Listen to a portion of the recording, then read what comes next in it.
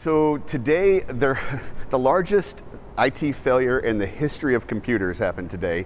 The endpoint system called CrowdStrike, they're a software company, and they do endpoint detection. What that means is they put software on laptops, PCs, tablets, that kind of thing, and they're monitoring for cybersecurity issues. So they're looking for attacks on a continuous basis.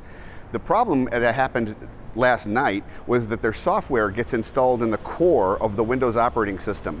Well, they did a software update and pushed it out to every customer, every endpoint around the world, and there was a failure in that file. And that failure then got into Windows operating systems over what they're estimating is 1 billion computers that are now causing a blue screen of death that everybody hates as a Windows user. And that immediately shuts it down to where they can't access the internet. So in order to fix this problem, every single device has to be touched by hand. That is why it's such a catastrophic failure across the entire world, because it can't be fixed remotely through the internet. It has to have a physical person walk up to the device and then start it up in safe mode in order to repair the file that was corrupted. This is definitely not intentional. It is not a cyber crime. There's nothing that was done with any malicious intent. This was completely human error and a human mistake. And how it got through the process of testing before they outlined it to the entire world, we don't know.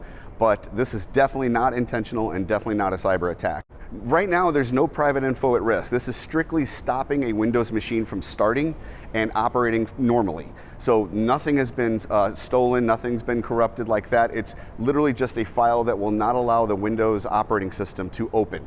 So that then in turn shuts down every system that's using this particular endpoint detection system, which is CrowdStrike. Thousands of flights were grounded. The FAA took down flights. This has affected hospitals around the world. This has affected subway systems, definitely in Washington, D.C., bus systems, transit systems all over the world. It's definitely going to be a long time before this gets fixed, because every device has to be touched by a person. So you're talking about millions and millions, possibly billions of devices that have to be touched. So this is going to be days, if not weeks, to recover from this. One thing I would recommend, highly recommend, that if you have a doctor's appointment, call ahead. That may have been canceled. If you have a flight that you're going to take in the next few days, check with your airline and make sure that it's still operating and everything's going as normal. Because they're canceling things randomly, because hospitals have been down with their billing system, you definitely want to check ahead and make sure that you have everything set up before you waste your time and go somewhere.